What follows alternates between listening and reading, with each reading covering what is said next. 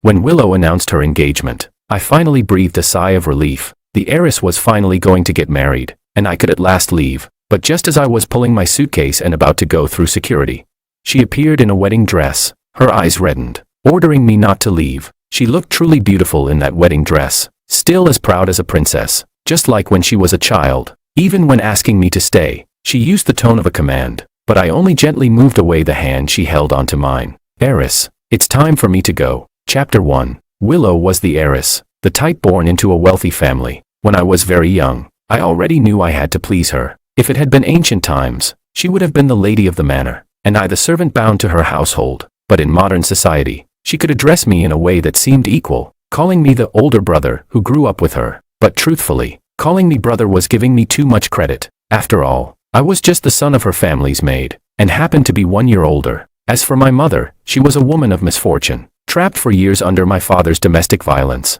That night, while he was drunk, she finally escaped. I had run barefoot down the street, crying, chasing after her. In the end, she couldn't bear to leave me behind, and took me with her. Life in the big city was expensive, but at least easier than in the countryside. With no education and no connections, she could only work as a cleaner, taking hourly jobs. But she was lucky. Her employer took notice of her and hired her as a live-in maid for the Liu family, bringing me along. That was my first time stepping into a villa, my first time seeing a family so wealthy. It was also my first time seeing Willow. She came down the staircase in a princess dress, elegant like the princesses I'd seen on the mall's giant screens. I stared, unable to blink, until another equally privileged child beside her snickered at me. And then, for the first time, the princess touched me, slap, with her palm. She said, "Don't look at me with those lowly eyes." Her voice sharp and cruel. I held my cheek, not daring to cry, my eyes cast down. So this was it. Not all princesses were kind.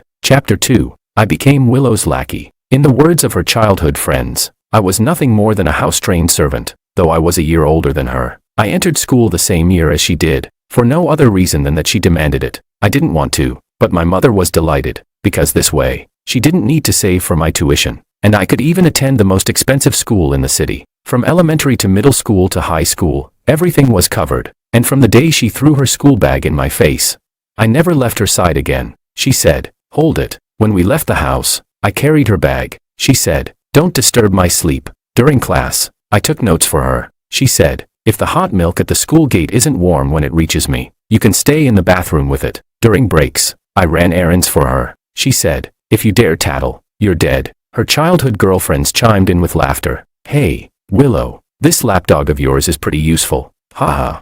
Hey, buy one for me too. Oh wait, you've got no money. Here, pick up what's on the ground, then it's all yours." The homework was done by me, starting with 2 copies, and later 5. Once I was also writing for her friends. I had no power to resist, no ground to refuse, because her family was the only lifeline for me and my mother. The malice of children comes without reason. Simply because I was from a different class, yet forcibly squeezed into their circle. Back then, I didn't understand. I thought it was just because we were all still young, so they followed this kind of clique culture. I told myself not to be extreme, not to generalize, not to make the mistake of thinking the world was only what was around me. Yet, when I grew older, I suddenly realized, blindly interpreting others with my own kindness was also a kind of extremity. The environment I lived in, the unspoken rules I followed, they were the world. Class is an unbridgeable chasm. I could never become part of the rich kids' circle, so when I appeared in those places that did not belong to me, it was only natural that I felt pain. But when I finally understood this, Willow did not,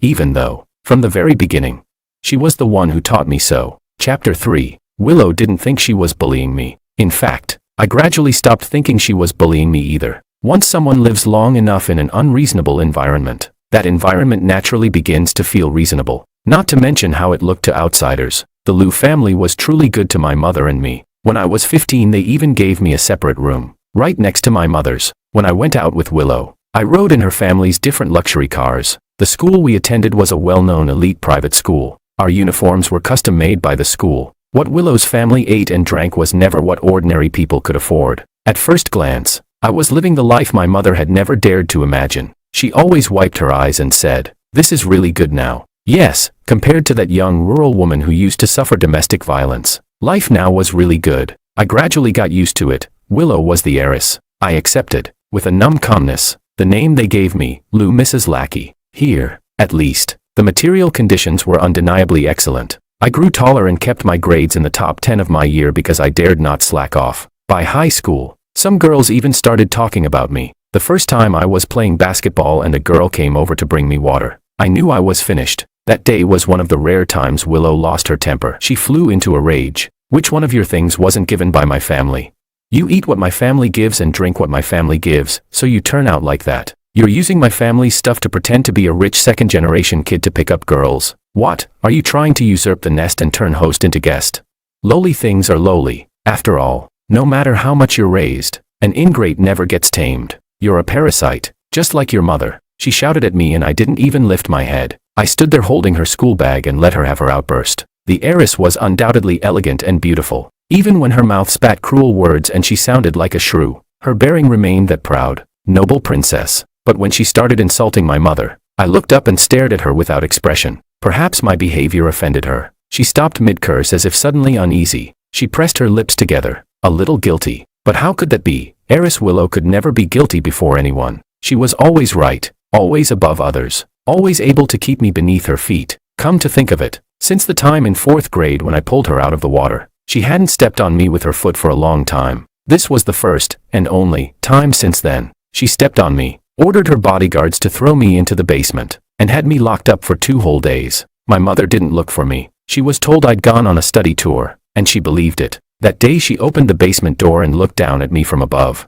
I had been cooped up for 2 days. My whole body reeked, and I was covered with the bruises left from when her bodyguards had disciplined me, miserable and disheveled. She still looked like a princess, a pretty white dress, a crystal hairpin, peachy pink lip gloss. Those beautiful almond-shaped eyes looked at me with only contempt as she asked if I knew what I'd done wrong. I didn't know what I had done wrong, but I obediently admitted it. She was satisfied and let me go, telling me to hurry and wash. You stink. Behind her, her childhood friends watched me with eyes full of disgust, their contempt barely hidden. Chapter 4. It wasn't hard to notice that Makoto liked Willow. Plenty of people liked her, after all. She was beautiful and came from a good family. Her arrogance was only aimed at me. In her own circle, she was practically the embodiment of truth, goodness, and beauty. After all, how many heiresses would lower themselves to call the maid's son brother, share food and drink, spend money and effort on him, and even bring him along everywhere? To them, she was nothing short of an angel. Yes, many people liked Willow, and Makoto was the one most suited to the saying, the pavilion closest to the water gets the moon first. Of course, they never counted me in. What was I, after all? Say that Willow liked me. That was nothing but the heiress's possessiveness at work. She would get angry even if I passed an exam paper to the student behind me, let alone if someone tried to lower her place in my order of priorities, though I hated to admit it. In my short life so far, Willow ranked first, right after my mother. I couldn't blame my mother, and I couldn't blame Willow. The only one to blame was myself. I was the one who insisted on following my mother when she escaped. I was the one who appeared in front of Willow when I shouldn't have. She happened to need a lackey to order around, and I happened to be there. Everything was just so coincidental. Makoto mocked me. You're overestimating yourself, a toad dreaming of eating swan meat. Don't you dare harbor any foolish fantasies. After school, Makoto cornered me in an alley with a few others. They deliberately hit me only where clothes could cover. Careful not to leave obvious marks, afraid Willow might find out and cause trouble. Over the years, their treatment of me had evolved. Once, as an outsider in their circle, they bullied me for sport. But ever since I saved Willow from drowning in 4th grade, she forbade her friends from laying hands on me. Makoto, defiant, once slapped me. Willow then gave him the cold shoulder for a whole week, even threatening to break off their friendship. Seeing Willow meant it, Makoto panicked. He showered her with gifts, spoke countless apologies, and even slapped himself twice in front of me to atone. Only then did Willow forgive him. Since then, his hatred for me only grew, but he became smarter. He no longer hit me in front of Willow. Instead, he resorted to sneaky tricks behind her back. Maybe it was because of my stubborn refusal to yield. Or maybe because no matter who struck me, I would ignore the others and go straight for Makoto. He lost his temper and, for the first time, went in brutally. I collapsed on the ground, spat blood, and coughed hard, my chest aching. He had just swung a baseball bat into my ribs. I guessed one was cracked, which explained why every cough made me spit more blood. The others, seeing blood, grew nervous and backed away. Only Makoto remained unfazed. He used the bat to lift my chin, his expression full of disgust as he looked at me. He said, "Don't ever think Willow would fall for you. You're nothing but her dog. Be smart, and stay the hell away." Chapter 5. the moment Willow rushed forward and hugged me. I couldn't help but cry out in pain. I was so weak I couldn't stand steady, and I dragged her down onto the carpet with me. Of course, I still remembered to cushion her fall beneath me, but through the torn sleeve of my shirt, she caught sight of the bruises on my arm, beneath my clothes. My body was covered in overlapping old and new wounds, dense and frightening. She burst into tears. It was the first time I saw her cry, the first time she cried, for me. Her voice trembled as she said, "Who did this? Who dares bully someone from the Liu family? George, why didn't you tell me? George, does it hurt?" The heiress's tears were even more unbearable than her cruel words. If her parents ever found out she shed tears for me, my fate would be worse than now. Luckily, during this time, the family business was expanding and required her parents to travel often. Luckily, Makoto's family power wasn't as strong as Willow's, so he could only endure. Luckily, that day, I waited and waited, until the timing was perfect for me to appear before Willow. Luckily, so lucky, the day Makoto was forced to leave school and go abroad. Willow didn't even glance back at him once, but I did. Across the crowd, I looked at him calmly, lips curving up at just the right moment. His eyes went bloodshot with rage, unwillingness, and disgust, all twisting his face into something revolting. I only lifted Willow's school bag off her shoulder in silence. From afar, it looked as if I had my arm draped around her. Fallen leaves drop soundlessly beneath a great tree, decaying into the soil as nourishment. In a twisted environment, sickly vines grow unchecked. Chapter 6. Makoto was gone, and it was as if I was the one walking side by side with Willow. But the heiress could never be with the maid's son. She herself could never accept something so filthy. She was just used to me being by her side. Beneath the blazing sun, Willow tossed aside the freshly squeezed juice her parents had prepared for her, dropping it into the trash with disdain. Girls at this age are rebellious, as if their bodies no longer fit their own shells. Like fledglings desperate to break through their shells, the endless instructions of their parents grow loathsome, while hidden controls seep into every aspect of life, making them yearn to shatter the rules. So they begin testing boundaries in places out of their parents' sight, rebelling from the smallest and most trivial of things. I sat beside her, twisting open a bottle of cheap sparkling water. The moment I opened it, she snatched it away. With a haughty little hum, she said, "If I want to drink it, I'll drink it." She tipped her head back and gulped it down, her lips leaving a mark on the bottle's rim. Silently, I wiped the drops of water from the corner of her lips with my school uniform sleeve, as though I were handling something fragile. Willow lifted her chin and turned her head away indifferently, but through the veil of her hair, I caught sight of the faint blush at the tips of her ears. After school, a sudden storm hit. The driver was waiting at the school gate. I tilted the umbrella toward her and followed closely behind, half my body drenched in the downpour. Her shoes splashed water with each step on the flooded ground. I frowned, thinking that this pair of white shoes would probably be discarded again tonight. After all, the heiress hated dirty things most of all. But the very next second, a sweet fragrance drifted toward me. Willow turned toward me, tugged on my collar, pulling me so close the umbrella handle pressed against her chest and left a red mark. She said, "Stand closer. If you catch a cold, who's going to do my homework?" Through the raindrops spinning off the umbrella's edge, I secretly traced the hollow of her collarbone with my side gaze. Willow was beautiful, and her family was powerful. Many people liked her, and Willow knew this well. As if responding to everyone's expectations, she would sometimes show a hint of tenderness in return. Willow loved the feeling of being admired, being liked, so I had to like her too, chase her too. I couldn't be the exception, but unlike the others, I had stopped dreaming long ago. I no longer dreamed of my father's fists, nor did I dream of a bright future. I only knew clearly what I had to do to make Willow like me as well. It was selfish, calculated. I merely used my feelings for her. I knew this hazy, youthful affection wouldn't last long, because I could be the playmate she practiced house games with, the doting boyfriend she rehearsed with, the servant of a noble heiress, obeying her every command. But that was only a side note. It could never be the main theme of her life. I was not worthy of shaping Willow's future. So when Willow's father, who rarely spoke to me, appeared before me, I knew my time was up. The acceptance letter I had dreamed of was placed in front of me. Mr. Liu said, "Thank you for taking care of her all these years." He continued, "Willow is a flower raised in a greenhouse, naive, willful, reckless." The next second, he handed me another letter. "You see, she's even received her admission to Cambridge." He chuckled softly then, as though recalling something amusing. Wearing expensive loungewear, seated properly in the family's tea room. Even in the casual act of brewing tea, his presence carried a cold, commanding aura, yet wrapped beneath the shell of a loving father. It appeared courteous and refined. He went on.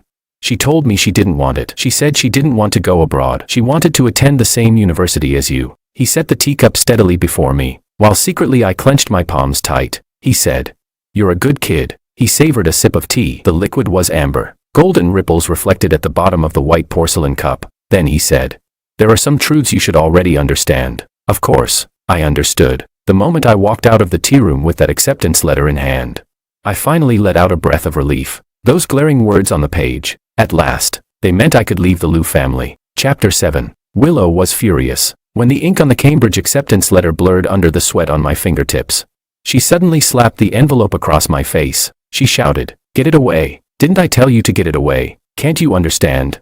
The parchment tore against my cheekbone, like the class divide between us that could never be crossed. I picked up the shredded pieces and said calmly, "The housekeeping lady said, the gilded paper should be recycled." She stepped on the back of my hand without mercy and said, "Garbage belongs in the trash." I remained silent. She was the one having a tantrum, yet she was also the one crying. I sighed and patted her head. "Study well," I told her. The next second she lunged like a projectile and buried herself in my arms. She hugged me tightly, choking on her words, "I hate you." Her breath fell against my chest, hot enough to scorch the beating thing inside me. She said, "Don't ever show up in front of me again." The air still carried the cloying scent of roses from her clothes. The door, however, had long since been pushed wide open. I picked up the gilded scraps the housekeeping lady had said to recycle. Even if it was trash, it had to be sorted properly. The day I packed up to go to university, my mother cried. She said she never imagined the day would really come. I wiped her tears with a tissue and told her things would get better. At university there was no Willow.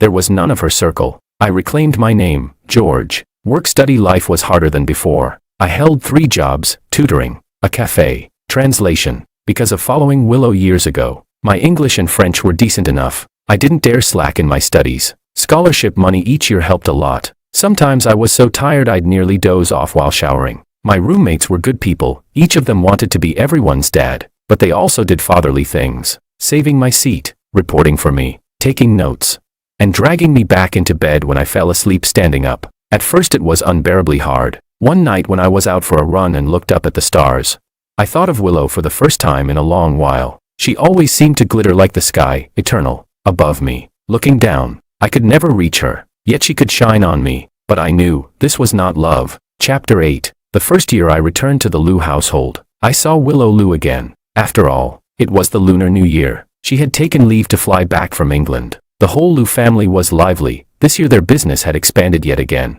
Or rather, it was no longer just a company, but a full-fledged conglomerate. And with her came Makoto. Truly, it had been a long time since I'd seen him. But this time, I was looking down at him, only because I was standing on a stepladder, pasting Spring Festival couplets for the Liu family. Everyone in the Liu household, except Willow, placed great importance on Chinese traditions. After finishing the couplets, I glanced at my fingers, stained red by the ink. Looking down, I saw Willow, arm in arm with Makoto, right beneath me. Willow didn't look at me, but Makoto did. Those eyes, always filled with disgust, now glimmered with pride and mockery. I rubbed my stained fingers without responding. Only after they had gone inside did I climb down the ladder and return to my own room. I hadn't forgotten Willow's words. Don't ever show up in front of me again. Keeping promises was one of my few virtues. That night, after applying a medicated patch to ease my mother's back pain, I went back to my room. A familiar rose scent hung heavily in the air. Her soft body pressed against my back.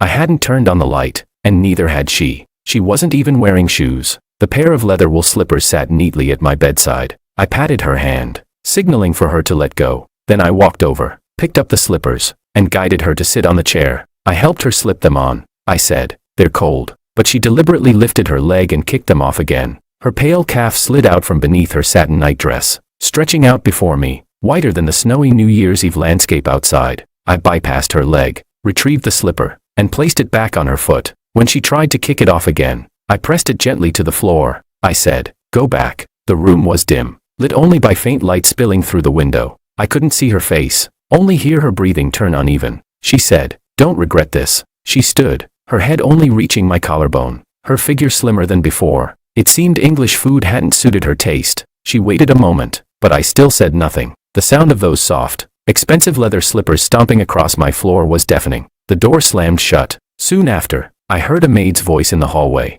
"Ah, Heiress, why are you crying? Get out."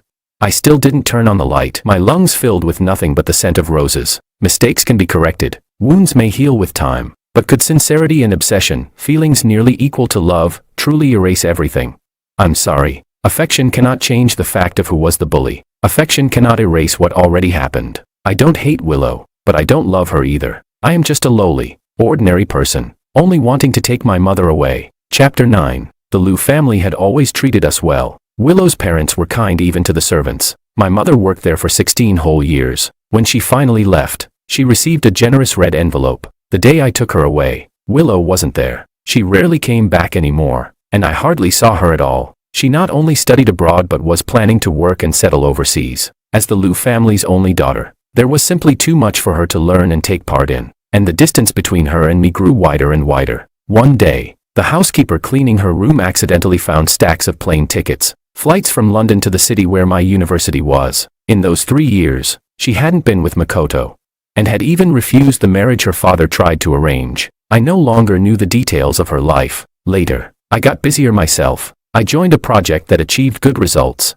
and my professor asked if I wanted to pursue graduate study directly. From that day on, I cut back on part-time jobs. Life became hectic. My mother followed me to this new city. At first, she often said she wasn't used to it, that she missed the Liu household, but eventually she made new friends, and her days became full of warmth and flavor. One late night, on a road littered with fallen plane tree leaves, I saw Willow again. She looked exhausted. Silver high heels glimmered coldly in the moonlight, just like the chill on her face, both cold and expensive. The smell of alcohol lingered on her, but her expression was blank. She leaned against a tree, watching the leaves fall. Her breath turned to white mist in the midnight air. The red headlights of a Ferrari cut through the fog, softening even the ivory trench coat she wore. She had turned from a bright, fiery red rose in the sun, into a damp white rose in the mist. That night, my mother had gone on a sunset group tour with her friends, so Willow lay on my bed and slept through the night. The next morning, I cooked millet and yam porridge for her. She drank it silently and left without saying a word. Later, I learned from the news,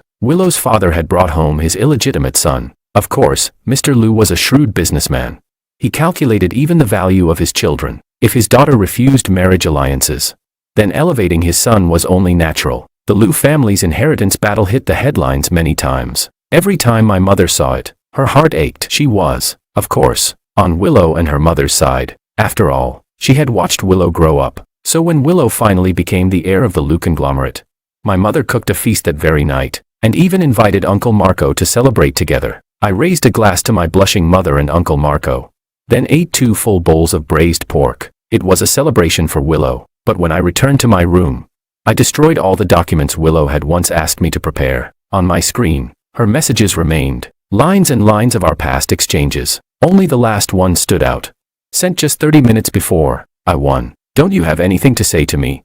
Her avatar showed her radiant, confident smile at a Swiss ski resort. Beautiful, proud, dazzling. I thought for a moment, then typed my reply. Congratulations, Heiress. Chapter 10. Graduate school was even busier than undergrad. My advisor treated me well, giving me far more opportunities than I had expected. I went from visiting home once a week to once a month. The last time I went home, my mother and Uncle Marco had registered their marriage. They were officially family. That night my mother cried heavily. She said she never imagined she could live this kind of life. She had said the very same words the day I got into college. I only patted her shoulder and told her, the future will be even better. But she didn't need my comfort anymore. Uncle Marco was by her side, flustered but earnest, making her laugh through tears. Life kept improving. For her. For Willow too. She was outstanding, always making headlines in the finance section. Beautiful, capable, the perfect public image of an heiress. She was busy. I was busy. Yet, sometimes, she appeared in the middle of the night.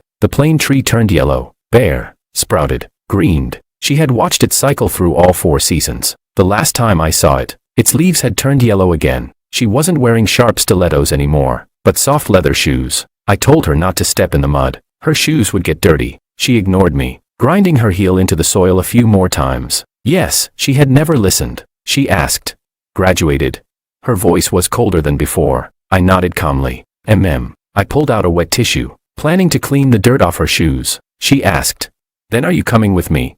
The damp paper chilled my fingers as I crouched to wipe her shoes. I'm going to England, I said, for my PhD. Her relaxed legs stiffened suddenly, making the shoe bulge awkwardly. She pressed her lips together. Already arranged. I nodded again. Got the offer. She gave what seemed like a bitter laugh. Her radiant, bold face staring straight at me. After a pause, she said, "I'm getting engaged next week." My hand froze. I clenched the dirty tissue tightly, then looked up. "Congratulations." Her amber eyes locked onto me, and again she asked the same question. Drawing in a breath, she pressed, "Don't you have anything else to say to me?"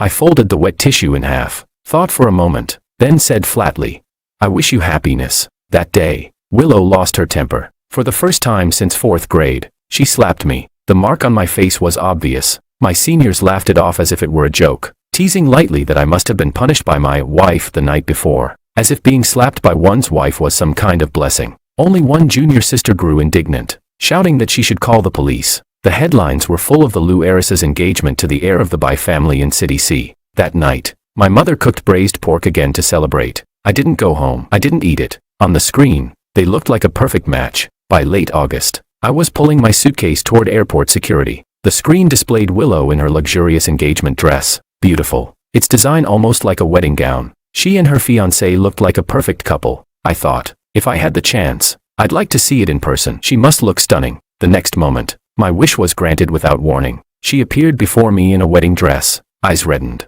"George, I order you, don't go." She was so beautiful in that gown, still as proud as the princess she had been in childhood. Even now, wanting me to stay, she used the voice of command, but I only pried her hand gently off mine. I wiped the tears from her carefully done makeup and handed her steadily to the bodyguards who had caught up. She bit her lip. "Don't you have anything to say to me?" "Fine, if you won't, I will." "George, I sighed, cutting her off. "Heiress Willow, it's time for me to go." That was the last time I ever saw her in real life. She was still as beautiful as a princess. The tears didn't mar her flawless makeup. Her high heels clicked as she walked away. Graceful and noble. In this lifetime, she would always be out of my reach. Chapter 11. I didn't return to my country. I stayed in England. When my mother and Uncle Marco came to visit me, she said with delight, "I never thought I'd have the chance to go abroad in my lifetime." I smiled and poured her a cup of tea. I had told her before, life would keep getting better. "Cookies are ready." Anna brought out a tray of freshly baked biscuits. The rich aroma and crisp taste left my mother and Uncle Marco full of praise. Anna was the junior who once shouted about calling the police. She never did, but she reported things to the school. She came to England to study abroad, and stayed. She even stayed by my side. We got married at the start of the year and settled in England. I never saw the heiress again, but the smart home brand often used in our house was founded by the Liu family. Sometimes I would catch glimpses of her in the news. She was formidable, making international headlines. Still bold, confident, and beautiful, yet even more captivating than before. 2 years after her engagement, she broke it off. Her new brand launched in City C. The Bai family expanded their market in the mainland. Even now, suitors surrounded her, but an heiress would always be the one choosing others, never the other way around. On my wedding day, an anonymous gift appeared at our table. When I opened it, I found a scarf. Its pattern was plain leaves, and it carried the lingering scent of roses. I never wore it. Anna put it away in our wardrobe. She knew of the heiress, through my stories and the things she had seen herself. But she understood well, those were stories of the past. The scarf remained in the closet ever since. Later, Willow even had Makoto apologize to me. Once, in her anger, she asked if I wanted her to apologize. But no, that wasn't what I needed. There's a saying, an apology is nothing more than a rehash of harm for the victim. A hypocritical phrase from the perpetrator, expecting forgiveness. In some sense, I gained far more benefits than the harm I endured. So I refused to cast myself as a victim. But that doesn't mean they weren't perpetrators. She once said, "I won't let them bully you again." But she forgot. She never had the right to let others bully me in the first place. I don't hate the heiress. I don't hate the Liu family. I don't hate Makoto. But I simply cannot love her. In the end, I love myself more, and the better life ahead.